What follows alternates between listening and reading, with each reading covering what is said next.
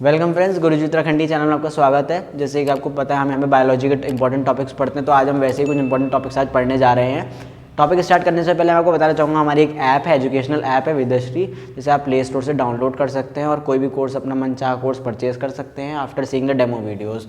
तो आइए शुरू करते हैं। आज हम एक नया टॉपिक करने जा रहे हैं, बायोटेक्नोलॉजी। इसका हम थोड़ा सा स्टार्टिंग पहले कर चुके हैं, जिसमें हमने डीएनए के बारे में पढ़ा, आरएनए के बारे में पढ़ा, ट्रांसक्रिप्शन के बारे में पढ़ा। ये सब आपका बायोटेक्नोलॉजी में आता है। अब हमें इस टॉपिक में मेन क्या पढ़ना है, हमें ये पढ़ना है कि बायोटेक्नोलॉजी का यूज़ किस किस फील्ड में होता है और किस तरीके से होता है, और अगर होता है तो क्या क्या चीज़ें इंट्रोड्यूस करी गई हैं।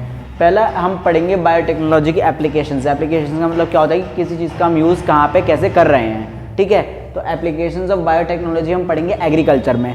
जब भी अगर हम बायोटेक्नोलॉजी की एप्लीकेशन एग्रीकल्चर में पढ़ते हैं ना, तो हम जेनेटिकली मॉडिफाइड प्लांट्स के बारे में पढ़ते हैं। जेनेटिकली मॉडिफाइड का ही मतलब क्या होता है कि उनकी जीन्स में कुछ ऐसा मॉडिफिकेशन कर दिया गया है कि वो एक फॉरेन कैरेक्टर को क्या कर सकती हैं, एक्सप्रेस कर सकती है। तो ऐसे ऑर्गेनिजम्स को क्या बोलते हैं, जेनेटिकली मॉडिफाइड प्लांट्स बोलते हैं। अब एग्रीकल्चर में एक नॉर्मल प्लांट में जो एक नेचुरल ऑर्गेनिक तरीके से उग रहा है और एक जेनेटिकली मॉडिफाइड प्लांट में क्या अंतर होता है। जो जेनेटिकली मॉडिफाइड प्लांट होते हैं ना, वो आपके नेचुरल प्लांट के कंपेयर में वो मोर टॉलरेंट होते हैं। जितने भी अजैविक घटक होते हैं, अजैविक जो आपके स्ट्रेस होते हैं, जैसे ज़्यादा बाढ़ आ गई, ज़्यादा ठंडा हो गया, ज़्यादा गर्म हो गया, बारिश हो गई, तो उन क्रॉप्स में बहुत सहन शक्ति होती है कि इन स्ट्रेसों को झेल पाएँ। They are more tolerant.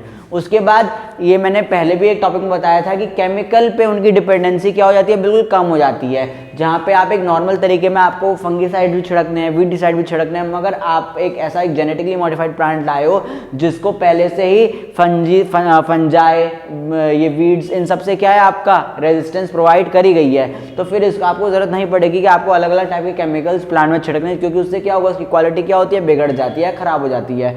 उसके बाद ये आपके पोस्ट हार्वेस्ट, यानी पोस्ट का मतलब क्या होता है, बाद में। तो यानी पोस्ट हार्वेस्ट, यानी हार्वेस्ट सीजन पूरा होने के बाद जो आपके लॉस होते हैं ना, वो बहुत कम से कम हो जाते हैं। मिनरल एफिशिएंसी इंक्रीज हो जाती है, और जो आपका फूड प्रोड्यूस हो रहा है as a result of genetic modified plant, वो क्या होता है, ऑर्गेनिक फूड के कंपेयर में क्या होता है, बहुत ज़्यादा न्यूट्रिशनल होता है, उसकी न्यूट्रिशनल वैल्यू बहुत ज़्यादा होती है, ठीक है। अब हम पढ़ेंगे पेस्ट रेजिस्टेंट प्लांट। ये तो हमने पढ़ लिया एग्रीकल्चर।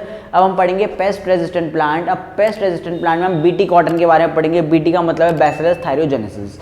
अब इसमें एक कहानी जैसी ये आप पढ़ लीजिए कि सॉइल में एक बैक्टीरिया पाया जाता है, बैसिलस थायरोजेनेसिस। ये क्या करता है, आपकी क्रिस्टल प्रोटीन्स प्रोड्यूस करते हैं, जैसे हम क्या बोलते हैं, क्रायो प्रोटीन्स बोलते हैं। मैं अंडरलाइन कर देता हूँ, जो आपका सॉइल बैक्टीरियम होता है बैसिलस थायरोजेनेसिस, ये आपके क्रिस्टल प्रोटीन प्रोड्यूस करता है, जिसे हम क्या बोलते हैं, क्रायो प्रोटीन्स बोलते हैं। ये क्रायो प्रोटीन्स वैसे तो आपके टॉक्सिक होते हैं, ये आपके टॉक्सिक होते हैं किससे, जो आपके लार्वा होते हैं। लार्वा टबैको अलग चीज़ है, टबैको अलग चीज़ है। टबैको क्या है, आपका एक इंसेक्ट है। तो जो आपका है, जो क्रायो प्रोटीन्स, ये जो क्रिस्टल प्रोटीन्स होते हैं, ये आपके इंसेक्ट्स को इन्फेक्ट करते हैं, खासकर उनके लार्वल स्टेज में। किसको, tobacco, budworm, beetle and mosquitoes, ठीक है। ये बेसिकली जो आपका क्रायो प्रोटीन होता है, ये इनएक्टिव होता है, ठीक है। मगर ये एक्टिव कब हो जाता है, जब कोई भी अगर मॉस्किटो या कोई भी इनमें से कोई भी एक ऑर्गेनिज्म क्या करेगा, उसे इंजेस्ट कर लेगा, ठीक है। एक बार इंजेस्ट होने के बाद जब ये बॉडी के अंदर चले जाता है तो एक्टिव हो जाता है। एक्टिव होने के बाद ये क्या करता है, जो आपका मिड गट में जो एपिथेलियम है उससे चिपक जाता है और क्या करने लग जाता है,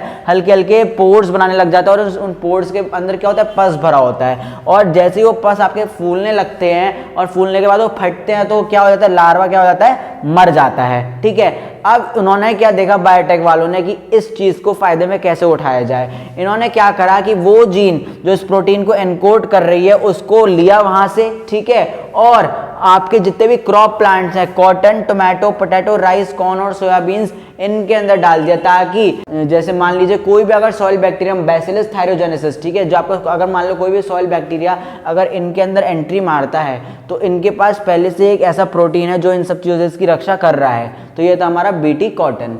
उसके बाद है एप्लीकेशन इन मेडिसिन। मेडिसिन में आपने देखा है कि जो रिकॉम्बिनेंट डीएनए टेक्नोलॉजी की वजह से या आरडीएनए की वजह से बहुत सारे सेफ ड्रग्स निकलते हैं, जिसमें से आपके जो 30 रिकॉम्बिनेंट थेरेपीज हैं वो आपकी अप्रूव करी गई हैं, मगर इंडिया में सिर्फ 12 क्या हुई हैं, मार्केटिंग पर्पस के लिए अप्रूव हुई हैं। अब इसमें हम मेडिसिन में भी जेनेटिकली इंजीनियर्ड इंसुलिन पढ़ेंगे। अभी तक हमने जेनेटिक मॉडिफाइड प्लांट्स पढ़ा था, अब हम इंसुलिन भी एक जेनेटिक थोड़ी क्या होती है, मॉडिफाइड हो जाती है, जेनेटिकली इंजीनियर्ड। अब आपको पहले पता है कि इंसुलिन में 2 पॉलीपेप्टाइड चेन्स होती हैं, एक होती है चेन ए, एक होती है चेन बी, और इन दोनों चेन्स के बीच में कौन सा बॉन्ड होता है, डाइसल्फाइड ब्रिज का बॉन्ड होता है। ठीक है, इंसुलिन एक तरीके से ना एक प्रो हार्मोन, प्रो का मतलब पहले, इंसुलिन एक तरीके से प्रो हार्मोन के रूप में सिक्रीट होती है, यानी उसको वो मैच्योर होने से पहले उसकी प्रोसेसिंग होनी बहुत जरूरी होती है। अब जो प्रो हार्मोन होता है ना, उसमें एक सी पॉलीपेप्टाइड होता है, मगर वो सी पॉलीपेप्टाइड ना जैसी मैच्योरेशन हो जाती है इंसुलिन की, वो सी पॉलीपेप्टाइड क्या हो जाता है, हट जाता है। उसके बाद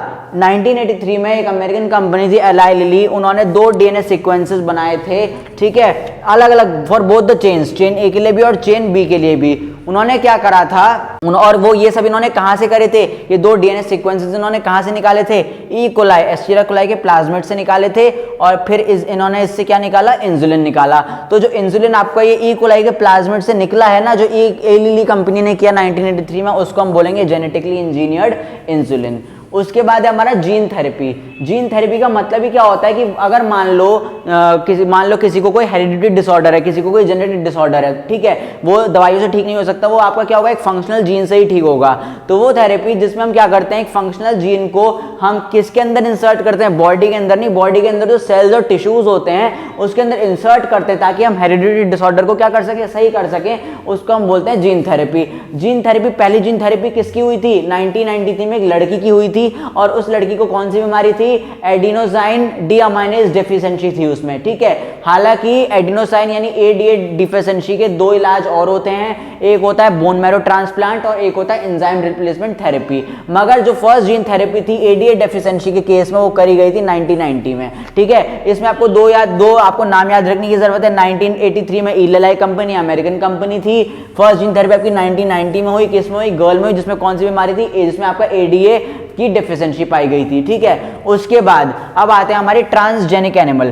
ट्रांसजेनिक एनिमल का मतलब क्या होता है, इनका ना डीएनए मैनिपुलेट कर दिया जाता है, इनका डीएनए थोड़ा मॉडिफाइड कर दिया जाता है, ताकि ये क्या कर सकें, एक फॉरेन जीन, यानी मान लो अगर हमें कोई आउटर एनवायरनमेंट से या आउटर हमें किसी ऑर्गेनिज्म की कोई क्वालिटी पसंद आ गई, और हम चाहते हैं कि हमारे ऑर्गेनिक जो हमारा जो लोकल है, लोकल ब्रीड है, उसमें भी वो हमें क्वालिटी दिखे, तो हम क्या करते हैं, मीटिंग कराते हैं, कुछ भी हम करते हैं, तो उससे जो हमें जो ऑर्गेनिजम्स मिलते हैं उन्हें क्या बोलते हैं, ट्रांसजेनिक बोलते हैं। तो ट्रांसजेनिक एनिमल क्या होता है, उनमें मैनिपुलेटेड डीएनए होता है, और मैनिपुलेटेड डीएनए इस तरीके से होता है कि आपका क्या हो सके, वो एक फॉरेन जीन के फॉरेन एक्सप्रेशन को क्या कर सके, फॉरेन कैरेक्टर को क्या कर सके, एक्सप्रेस कर सके।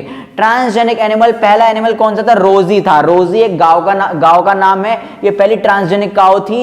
ये क्या कर रही थी, आपका ये उस तरीके का क्वालिटी ऑफ मिल्क निकाल ली थी जो आपका बेबीज को इनिशियल मंथ में दिया जाता है, और एक कंपेयर टू एक लोकल गांव के अगर कंपेयर में देखा जाए तो इस रोजी का जो दूध था उसमें क्या था, कुछ ज्यादा मात्रा में न्यूट्रिएंट्स पाए गए थे as compare to a local cow जो आप देखेंगे। ठीक है, ये हो गया आपका ट्रांसजेनिक एनिमल। उसके बाद आपका बायोपायरेसी। बायोपायरेसी, पायरेसी का मतलब क्या होता है, नकल करना। तो बायोपायरेसी की एक डेफिनेशन मैं आपको बता दूं। ठीक है, बायोपायरेसी का मतलब ये होता है, आप अगर कोई भी चीज, मान लो आप एक ऑर्गेनाइजेशन चला रहे हो, ठीक है, बायोपायरेसी एक कॉमन एग्जांपल देता हूँ। मान लीजिए आपने देखा है बहुत सारी वेबसाइट्स ऐसी होती हैं, ठीक है, जो बोलती हैं कि पिक्चर डाउनलोड कीजिए। जैसे मान लीजिए कोई पिक्चर रिलीज हुई है और आपको आज ही देखनी है, आप वो हॉल में जाके नहीं देखोगे, ठीक है, आप वो सिनेमा में जाके नहीं देखोगे, आप प्रेफर करोगे कि आप वो कोई आपको वेबसाइट मिल जाए जहां से आपको पिक्चर बिल्कुल अच्छी क्वालिटी में मिल जाए, तो उसी को बोलते हैं बायोपायरेसी। वो वेबसाइट क्या कर रही है, एक कंटेंट को विदाउट ऑथराइजेशन बेच रही है, ठीक है, आपको उसे क्या बोलते हैं, बायोपायरेसी बोलते हैं। बायोपायरेसी ना